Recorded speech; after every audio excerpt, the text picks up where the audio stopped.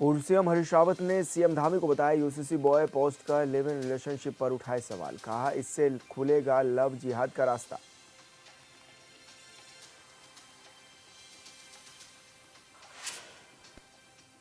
Champion और उमेश कुमार के बीच हुए विवाद में सुलह के आसार। राकेश टिकैत के प्रस्ताव पर दोनों पक्षों की सहमति। जल्द होगी सर्व समाज की बैठक।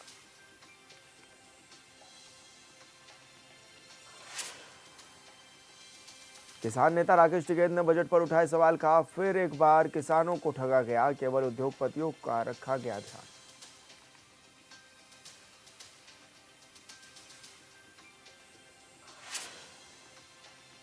बसंत पंचमी के पर्व पर हरिद्वार में उमड़ी श्रद्धालुओं की भीड़। गंगा स्नान कर कमाया पुण्य। घाट पर सुरक्षा व्यवस्था के चाक चौबंद इंतजाम।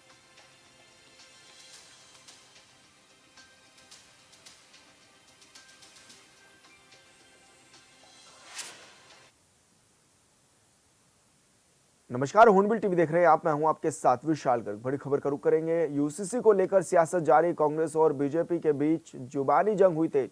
यूसीसी से खुलेगा लिव इन लव जिहाद का रास्ता। पूर्व सीएम ने ये बात भी कही है और सोशल मीडिया पर पोस्ट कर लिव इन रिलेशनशिप पर सवाल भी खड़े किए हैं।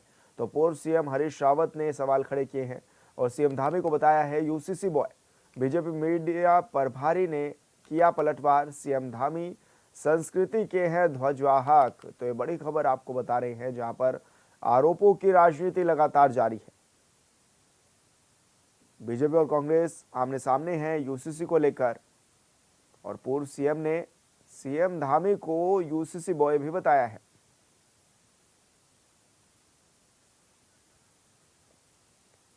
और संवाददाता योगेश आर्य हमारे साथ फोन लाइन पर जुड़ गए हैं। योगेश, क्या कुछ जानकारी मिल रही है, किस तरह से आरोपों की राजनीति अब लगातार जारी है यूसीसी को लेकर? तो देखिए, बिल्कुल विशाल, आपको बता दूं कि यूसीसी को लेकर जो है अब लगातार जो है सियासत तेज होती जा रही है। भाजपा और कांग्रेस एक दूसरे पर हमलावर होते नजर आ रही है। देखिए, पूर्व मुख्यमंत्री हरीश रावत ने सोशल मीडिया पर यूसीसी को लेकर टिप्पणी की है। उन्होंने लिव इन रिलेशनशिप को मान्यता देने पर गंभीर सवाल उठाए। उन्होंने कहा कि राज्य सरकार की तरफ से यह स्पष्टीकरण आया है कि 36 प्रकार के रिश्तों को लिव इन रिलेशनशिप के दायरे से बाहर रखा जाएगा। ये कोशिश काम नहीं आएगी, रिश्तों की मर्यादाएं टूटेंगी। उन्होंने कहा कि इससे पहले सीएम धामी लव जिहाद कहते थे, लेकिन अब जिस तरह से यूसीसी के प्रावधान से लव जिहाद का रास्ता खुलेगा, उससे जो है पंजीकरण करके मान्यता मिलेगी, ये गलत है। क्योंकि उन्होंने कहा कि जिस तरह से पहले जो है लव जिहाद का मुद्दा उठाया जा रहा था, लेकिन अब इसमें जो है रजिस्ट्रेशन के होगा तो वो जो है मान्यता मिल जाएगी और रिश्ते तार तार होंगे। इस तरह से उन्होंने आरोप लगाए हैं। उन्होंने कहा कि यह उत्तराखंडी संस्कृति और पहाड़ी संस्कृति पर बड़ा हमला है और मुख्यमंत्री को उन्होंने यूसीसी बॉय भी बताया है। तो इसको लेकर के अब जिस तरह से बीजेपी ने पलटवार किया है, बीजेपी ने कहा कि यूसीसी बॉय नहीं बल्कि जो है मुख्यमंत्री संस्कृति के ध्वजा वाहक हैं। और साथ ही उन्होंने कहा कि रिलेशनशिप जो है हमारी संस्कृति का हिस्सा नहीं है, लेकिन वर्तमान समय की परिस्थिति को देखते हुए अलग अलग मामलों में माननीय न्यायालय दिए गए निर्णयों के क्रम में इसकी आवश्यकता महसूस थी, इसलिए हमने इसको लागू किया है। हमारी प्राथमिकता सदैव हमारी बहन और बेटियों की सुरक्षा रही है। तो ये लगातार जो है दोनों ओर से आरोप और प्रत्यारोप का दौर जो है वो देखने को मिल रहा है। जी, तो ऐसे में क्या माना जाए योगेश कि अभी कितना ये मामला तूल में पकड़ता हुआ नजर आ रहा है? क्योंकि जब से मुख्यमंत्री पुष्कर सिंह धामी ने यूसीसी की घोषणा की थी, तभी से आरोपों की राजनीति भी जारी है। विपक्ष इसको लेकर के तमाम सवाल भी खड़े कर रहा है। आखिर विपक्ष किन पॉइंट्स पर ये तीखी प्रतिक्रिया आपने दे रहा है? कहाँ पर उनको लग रही है कि यूसीसी में बदलाव की जरूरत है? देखिए, बिल्कुल जिस तरह से जब से लागू हुआ है और तब से ही लगातार जो है इस यूसीसी को लेकर कांग्रेस की बात की जाए या अन्य विपक्षी दलों की बात की जाए, वो लगातार इसको लेकर हमलावर होते नजर आ रहे हैं। तमाम जो अनुच्छेद है उनका हवाला दिया जा रहा है, चाहे वो अनुच्छेद 44 हो या फिर 26 हो या 27 हो, इनके तमाम हवाले जो है वो लगातार दिए जा रहे हैं। और उसी को लेकर के वो कह रहे हैं कि अगर इसका ट्रायल जो है सुप्रीम कोर्ट में होगा तो पहले ही दिन जो है ये रद्द हो जाएगा। तो इसको लेकर के लगातार जो है वो सियासत गरमाई जा रही है। वहीं जो है जमीयत उलेमा हिंद के जो राष्ट्रीय अध्यक्ष है उन्होंने कहा कि यूसीसी को लेकर वे सुप्रीम कोर्ट का दरवाजा खटखटाएंगे, उसको लेकर के वो वहां पर जो है जाएंगे। तो बिल्कुल जिस तरह देखा जाए कि जब से यूसीसी लागू हुआ है, विपक्ष लगातार हमलावर होता नजर आ रहा है और अब रिलेशनशिप को लेकर के दोनों ओर से जवानी हमला बोला जा रहा है और सियासत तेज हो गई है। जी, तो अब क्या माना जाए कि आगे भी ये लगातार सिलसिला जारी रहेगा? हाँ, देखिए, बिल्कुल जिस तरह से देखा जाए कि लगातार जब से ये यूसीसी लागू हुआ था और तभी से जो विपक्ष है वो तमाम जो मुद्दे हैं उन पर घेरने की कोशिश जो है सरकार को करता हुआ नजर आ रहा है। कभी सुप्रीम कोर्ट का हवाला दिया जा रहा है तो सुप्रीम कोर्ट जाने की बात की जा रही है, तो वही लगातार जो इनमें अनुच्छेद है उनका हवाला दिया जा रहा है। उसको लेकर के लगातार जिस तरह से विपक्ष जो है हमलावर हो रहा है, तो इसमें निश्चित तौर पर लगता है कि आने वाले कल तक जो है इसमें जो है ये राजनीति देखने की मिलेगी, सियासत और नए नए मुद्दों पर जो है यूसीसी को लेकर सरकार को घेरने की कोशिश जो है विपक्ष करता नजर आ सकता है। जी बिल्कुल योगेश, आप बने रहिए हमारे साथ। और बड़ी खबर का रुख करेंगे दिल्ली विधानसभा चुनाव को लेकर बीजेपी की तैयारियां पूरी। उत्तराखंड के सीएम पुष्कर सिंह धामी ने की ताबड़तोड़ रैलियां। सीएम धामी ने झोंकी बीजेपी प्रत्याशियों के पक्ष में पूरी ताकत। दक्षिणी दिल्ली, नजफगढ़, ग्रेटर नोएडा, कैलाश और मोती नगर, शालीमार बाग समेत कई जगह पर की रैलियां। तो बड़ी खबर आपको बता रहे हैं, जहां पर ताबड़तोड़ मुख्यमंत्री पुष्कर सिंह धामी ने रैलियां की, जनसभाओं को संबोधित किया और साथ ही बीजेपी के प्रत्याशियों के पक्ष में माहौल बनाने की भी पूरी कोशिश की। और संवाददाता योगेश आर्य हमारे साथ फोन लाइन पर बने हुए हैं। योगेश, जिस तरह से माहौल बनाने की कोशिश की जा रही है और लगातार मुख्यमंत्री पुष्कर सिंह धामी भी जुटे हुए हैं, क्या लग रहा है किस तरह की तस्वीरें भी अब सामने आ रही है? हाँ देखिए, बिल्कुल विशाल, जिस तरह देखा जाए जो उत्तराखंड के मुख्यमंत्री पुष्कर सिंह धामी की जो लोकप्रियता है वो लगातार बढ़ती हुई जा रही है। उसी को देखते हुए दिल्ली के चुनाव में जो है उनको स्टार प्रचारक बनाया गया था और दिल्ली विधानसभा चुनाव में मुख्यमंत्री पुष्कर सिंह धामी ने ताबड़तोड़ प्रचार कर रहे हैं। तो अगर बात करें सिंह धामी की, तो तकरीबन 10 से ज्यादा जनसभाएं कर चुके हैं। अगर मैं बात करूं दिल्ली दक्षिण की, गढ़ की, ग्रेटर कैलाश की, मोती नगर की, शालीमार बाग की, नई दिल्ली समेत कई विधानसभा क्षेत्र में भाजपा प्रत्याशियों के पक्ष में वो प्रचार कर चुके हैं। विधानसभा क्षेत्र की मैं बात करें तो उत्तराखंड के जो लोग हैं वो बड़ी संख्या में रहते हैं, प्रवास करते हैं, तो ऐसे में जो दिल्ली में उनको स्टार प्रचारक बना गया है और वो लगातार उन लोगों को साधने का प्रयास कर रहे हैं। साथ ही साथ जिस तरह से लगातार देखा जाए कि मुख्यमंत्री जो है डबल इंजन की बात करते नजर आ रहे हैं। वो कह रहे हैं कि जो लगातार सरकार है, चाहे वो महाराष्ट्र की बात हो, चाहे जो है उत्तर प्रदेश की बात हो, उत्तराखंड की बात हो, हरियाणा की बात हो, जहां जहां डबल इंजन की सरकार है लगातार वहां डबल रफ्तार से काम हो रहा है। इस तरह की बातें भी उन्होंने कही है। साथ ही उत्तराखंड में जिस तरह से यूसीसी लागू हुआ है, शीतकालीन यात्रा लगातार जारी है। उन्होंने कहा कि तमाम जो सरकार, जहां डबल इंजन की सरकार है, वह लगातार तेजी से विकास कार्य बढ़ रहे हैं और चाहे सड़कों का इंफ्रास्ट्रक्चर की बात हो, चाहे रेल परियोजनाओं की बात हो, वो लगातार धरातल पर उतर रही है। लोगों को इसका फायदा भी मिलता नजर आ रहा है। तो उन्होंने कहा कि दिल्ली के लोगों को उन्होंने संबोधित करते हुए उनसे मांग की है कि इस बार जो है दिल्ली में परिवर्तन करें और बीजेपी को मौका दें। जी तो ऐसे में क्या माना जाए, जिस तरह से लगातार ये देखा भी जा रहा है कि राष्ट्रीय लेवल पर कद भी बढ़ता हुआ नजर आ रहा है मुख्यमंत्री पुष्कर सिंह धामी का, जब दिल्ली में जा रहे हैं, किस तरह की बातें कह रहे हैं, किस तरह के मुद्दों को उठा रहे हैं मुख्यमंत्री? हाँ देखिए, बिल्कुल, जिस तरह से लगातार उनके जहां जहां वो जनसभाओं को संबोधित करते हुए मुख्यमंत्री पुष्कर सिंह धामी कर रहे हैं, तो वहीं से इससे पहले का इतिहास की बात करें तो इससे पहले जहां जहां उन्होंने जनसभाओं को जिस जिस प्रदेश में संबोधित किया है वहां से अच्छा रिजल्ट मिला है। उसको देखते हुए केंद्र में उनका अच्छा, केंद्र नेतृत्व में जो है अच्छा कद बढ़ता जा रहा है। इसी को लेकर उन्हें जो है दिल्ली का प्रचार में स्टार प्रचारक बनाया गया था और उन्होंने वहां पर जो है 11 साल तक अरविंद केजरीवाल ने जो घोषणाएं की है, उनका कहा कि वो झूठी घोषणाएं है, जनता को ठगने का काम किया है। आज दिल्ली में यमुना प्रदूषित है, चुनाव के समय केजरीवाल को यमुना की याद आती है, उसके बाद में भूल जाते हैं। उन्होंने कहा कि जनता को जवाब देना चाहिए केजरीवाल को कि आखिरकार यमुना नदी कब साफ होगी। उन्होंने वही कहा कि केजरीवाल तुष्टीकरण की राजनीति करते हैं। उन्होंने कहा कि लागू करने के वकालत कर रहे हैं कश्मीर में कि 370 लागू की जाएगी। वहीं उन्होंने लगातार जनता को कहा कि अगर भारतीय जनता पार्टी की सरकार यहाँ होती तो तेज रफ्तार से काम होता, यमुना प्रदूषित ना होती। लगातार उन्होंने उनको साधने का प्रयास किया है और उनको उम्मीद है कि इस बार जो है जिस तरह से उन्होंने जनसभाओं को संबोधित किया है उन्हें अपार समर्थन मिला है, तो हो सकता है कि वो वोट में भी तब्दील होता नजर आए। जी बिल्कुल योगेश, बहुत शुक्रिया आपका तमाम जानकारी साझा करने के लिए। और लक्ष्य से बड़ी खबर मिल रही है, विधायक और पूर्व विधायक के बीच विवाद का मामला। राकेश टिकैत के प्रस्ताव पर दोनों पक्षों में बनी सहमति। उमेश कुमार और चैंपियन में सुलह होना लगभग तय। जल्द ही दोनों पक्ष की ओर से होगी सर्व समाज की बैठक। तो बड़ी खबर आपको बता रहे हैं, जहां पर राकेश टिकैत पहुंचे थे और उन्होंने ये कहा है कि मामले को वो सुलझाने का काम कर रहे हैं। राकेश टिकैत के प्रस्ताव पर दोनों पक्षों में सहमति भी बनती हुई नजर आ रही है और उमेश कुमार साथ ही चैंपियन में सुलह होना भी लगभग तय मानी जा रही है।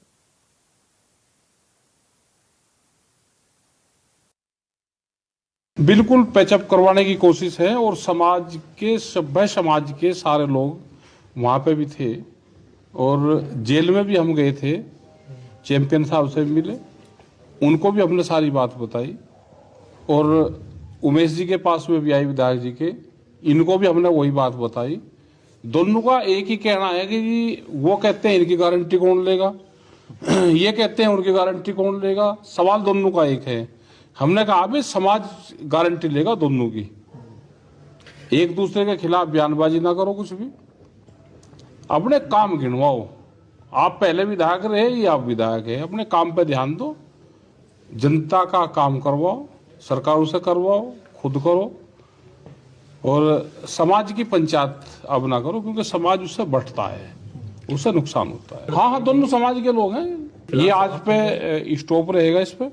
अच्छा, सामाजिक पंचायतें नहीं होंगी अभी, और हम कुछ लोग 15, 20, 50, 100 आदमी जो जिम्मेदार समाज के होंगे, दोनों तरफ से, तीनों तरफ से, और लोग भी, वे सब एक बार बैठ के, आज तो ये फ्रंट लाइन की बातचीत थी, अब जो इसका पूरा रखेंगे, इसका कैसे इसका समापन करवाना है, तो एक दिन फिर इसमें बैठ लेंगे और जिम्मेदार लोगों को लगाएंगे। आज तो कुछ ही लोग इसमें लगे थे, और को लगाएंगे, और वह दोनों कहेंगे जो पंचायत ने फैसला कर दिया, हमारा है कि दोनों उस पर कायम रहे, दोनों मानने, ये पंचायती फैसले हैं। और पंचायत कोई कैंडिडेट जब होता है तो अपने फैसले नहीं देता, पंचायत उनको फैसले देती है। देखिए, टिकैत जी हमारे सर्व समाज के नेता हैं, प्रतिष्ठित व्यक्ति हैं, और उन्होंने सर्व समाज के साथ मिलकर अगर कोई निर्णय लिया है तो वो निर्णय विचारणीय है। हमने अभी उस निर्णय पर हाँ की है।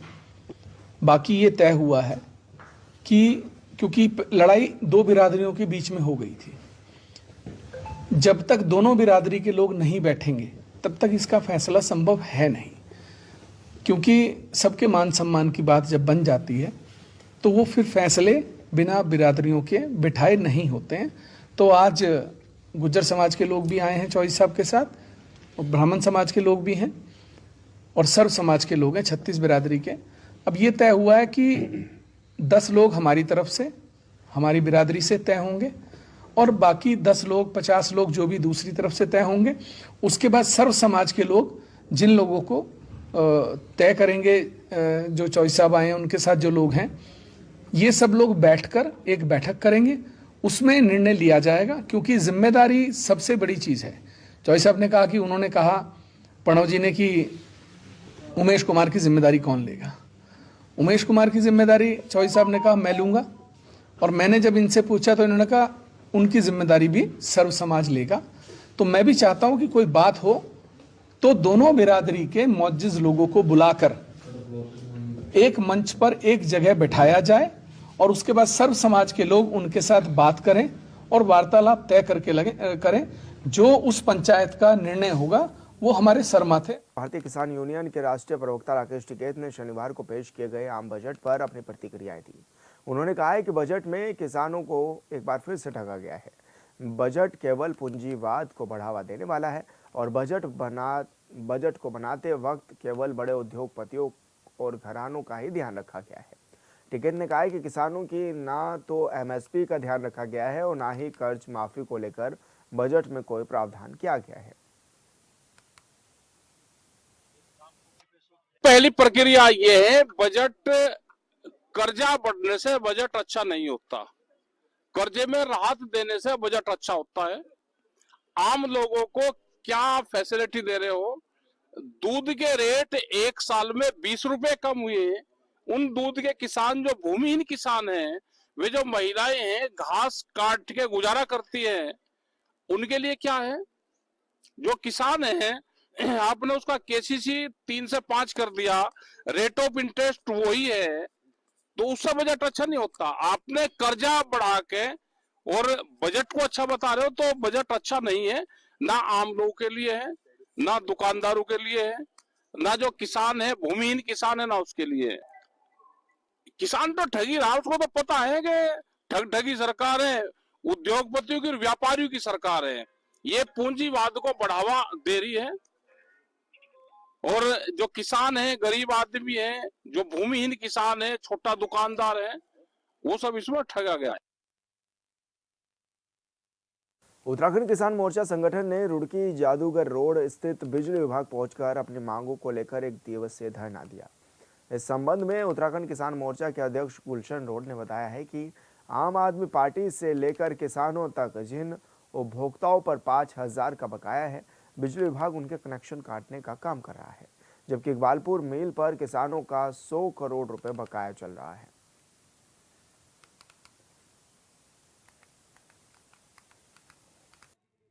आज उत्तराखंड किसान मोर्चे का जो धरना वो एससी कार्यालय पर चल रहा है। इसमें हमारी जो मुख्य मांग है, बिजली विभाग के द्वारा किसानों के गांव देहात के गरीब मजदूर के 55,000 रुपए पर कनेक्शन काटे जा रही है।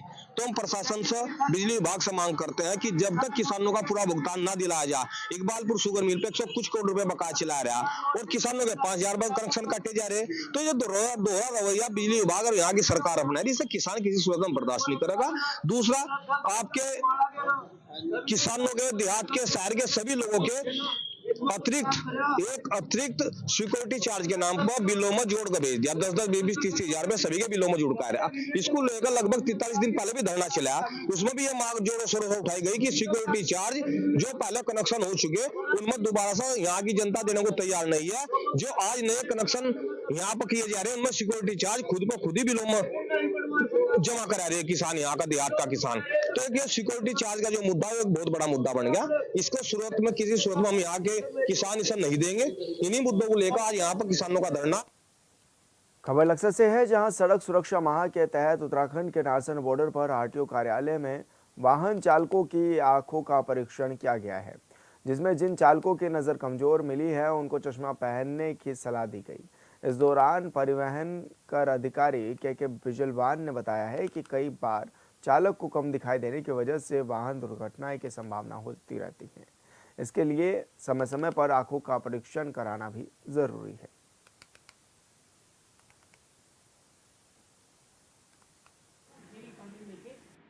सड़क सुरक्षा जो अभियान चल रहा है हमारे राष्ट्रीय स्तर पर, उस पर भी हमने आज उत्तराखंड में जो आपका नारसन बॉर्डर है, इस पर हमने चालकों का नेत्र परीक्षण का कार्यक्रम हमने आज चलवाया है और अधिकांश जो चालक लोग उनकी नेत्र परीक्षण का कार्य चल रहा है हमारे यहाँ। उल्टे आपके फिट मिले हैं यहाँ और जो अनफिट है उनको डॉक्टर साहब द्वारा क्या बोलते हैं उनको आगे दिशा निर्देश दिया है।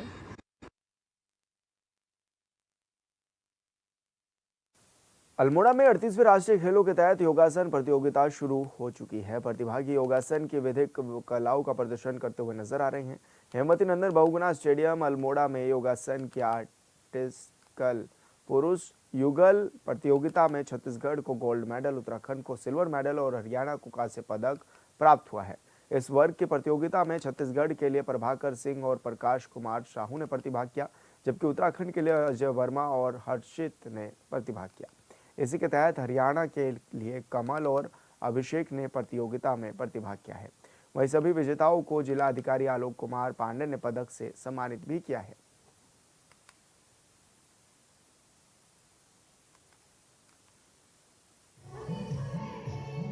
बहुत अच्छी है। प्रैक्टिस तो गोल्ड मेडल मैच की थी और फाइट बहुत अच्छी थी। मैच करके काफ़ी अच्छा लग रहा है। अभी गोल्ड मेडल हरियाणा टीम को रिप्रेजेंट करा हमने, रेड टीम के लिए ब्रॉन्ज मेडल जीता है। नेक्स्ट गोल्ड के लिए तैयारी पूरी पक्की तैयारी है हमारी। जो नेक्स्ट इवेंट अभी 3 तारीख को आर्टिस्टिक ग्रुप के लिए पूरी गोल्ड की दावेदारी। बसंत पंचमी के पर्व पर हरिद्वार के हर की पौड़ी पर श्रद्धालुओं की भारी भीड़ लगी हुई है। दूर दूर से पहुंचे श्रद्धालु मां गंगा में स्नान कर पुण्य अर्जित कर रहे हैं। हरिद्वार में हर की पौड़ी पर सुबह 4 बजे से ही श्रद्धालु गंगा स्नान कर पुण्य अर्जित कर रहे हैं। बता दें कि बसंत पंचमी पर मां सरस्वती की पूजा की जाती है। साथ ही इस दिन गंगा में स्नान का विशेष महत्व भी बताया जाता है। आज के दिन पीली वस्तुएं दान की जाती है और माना जाता है कि गंगा में स्नान कर मां सरस्वती की आराधना करने से बुद्धि, बल और प्रतिभा भी बढ़ती है। वह श्रद्धालुओं की संख्या को देखते हुए प्रशासन ने भी विशेष इंतजाम किए हैं।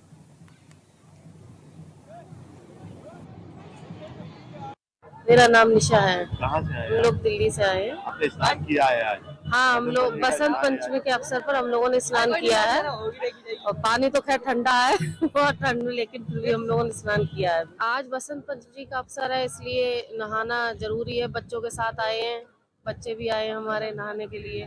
बसंत पंचमी का बहुत महत्व है।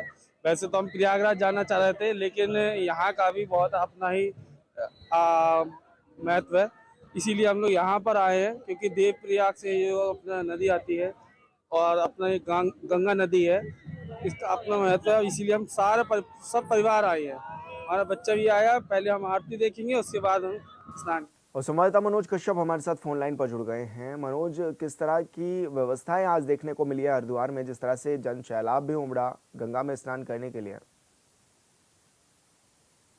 गंगा स्नान है बसंत पंचमी के अवसर पर सुबह से ही जो श्रद्धालु है की पुड़ी पर पहुंचने लगे, तो उस सुबह तड़के से ही तमाम जो हरिद्वार के घाट है वहां पे गंगा स्नान किया जा रहा है। मान्यता है कि आज के दिन जो श्रद्धालु गंगा में स्नान करते हैं उनकी मनोकामना पूरी होती है। ये माना जाता है कि आज बसंत पंचमी यानी कि बदलाव का ये दिन होता है। आज से मौसम बदलने लगता है, नए फूल नई कलियां पेड़ पौधों पे आने लगते हैं। सुबह से हमने देखे कि तमाम जो श्रद्धालु देश के अलग अलग कोनों से आकर हर की पौड़ी पर स्नान कर रहे हैं। हालांकि प्रयागराज में महाकुंभ चल रहा है, उसको देखते हुए हरिद्वार में थोड़ी सी भीड़ कम जरूर हुई है, क्योंकि लोगों का अधिक जो झुकाव है वो महाकुंभ की ओर लगा हुआ है। लेकिन जिस तरीके की घटनाएं की तस्वीरें महाकुंभ से आई थी, उसके बाद लगातार श्रद्धालु स्नान करने के लिए हर की पौड़ी पर भी पहुंचे। और यहाँ पे प्रशासन ने भी महाकुंभ की घटनाओं से सबक लेते हुए तमाम जो घाट है वहाँ पे पुलिस बल को तैनात किया गया है। लाउड स्पीकर के माध्यम से लोगों को जागरूक किया जाए कि किसी भी तरह के अफवाहों पे ध्यान ना दे। यदि किसी को कोई दिक्कत होती है तो हरिद्वार की पौड़ी के पास ही सीसीआर टावर यानी कि कंट्रोल रूम बनाया गया है। पुलिस को तो सूचना दे खोया पाया केंद्र बनाया गया है, किसी तरह की दिक्कत ना हो इसका यहाँ पे विशेष ध्यान रखा गया है। जी, तो ऐसे में पुलिस प्रशासन ने किस तरह से लोगों से अपील भी की है और किस तरह की व्यवस्थाएं देखने को मिल रही है वहाँ पर?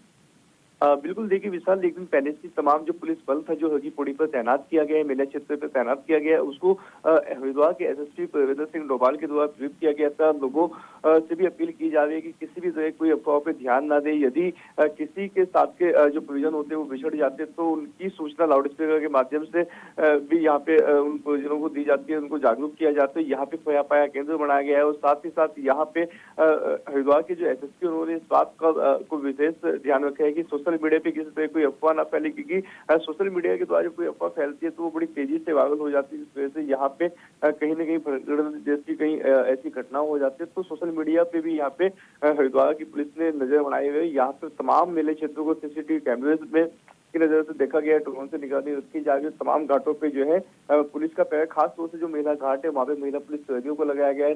सभी घाटों पे जो है जल पुलिस को तैनात किया गया है, किसी के साथ में कोई हादसा न हो जाए इसलिए यहाँ पे विशेष प्रबंध पुलिस के द्वारा किए गए हैं। जी, अच्छा, अभी कितनी बड़ी संख्या में श्रद्धालु पहुंचे भी हैं? क्या कोई आंकड़ा भी अभी तक मिल पाया है कि इतनी बड़ी संख्या में पहुंच चुके हैं श्रद्धालु? बिल्कुल देखिए विशाल, हमने देखे कि सुबह करीब 4 बजे से श्रद्धालु हर की पौड़ी पर पहुंचने लगे थे। हजारों की संख्या में सुबह जो श्रद्धालु थे गंगा स्नान कर रहे थे। हालांकि प्रशासन की ओर से अभी तक कोई आंकड़ा ऐसा जारी नहीं किया गया, लेकिन देखा जा सकता है कि जिस तरीके से सुबह सवेरे से ही तमाम जो श्रद्धालु थे वो हरिद्वार पहुंचने लगे थे। अभी सैटरडे और संडे को यानी कहा जा सकता है कि जो वीकेंड होता है वहाँ पे जो दिल्ली, हरियाणा, पंजाब, उत्तर प्रदेश के जो यात्री होते हैं वो वैसे भी हरिद्वार पहुंचने लगते हैं। लेकिन आज गंगा अवसर यानी कि बसंत पंचमी गंगा स्नान का अवसर है, तो यहाँ पे आज भारी संख्या में जो श्रद्धालु है वो एक दिन पहले हरिद्वार के तमाम जो होटल धर्मशालाएं थे उनमें पहुंच चुके थे। जी बिल्कुल मनोज, बहुत शुक्रिया आपका तमाम जानकारी साझा करने के लिए। और फिलहाल इस बुलेटिन में इतना ही। आप देखते रहिए हॉर्नबिल टीवी। नमस्कार।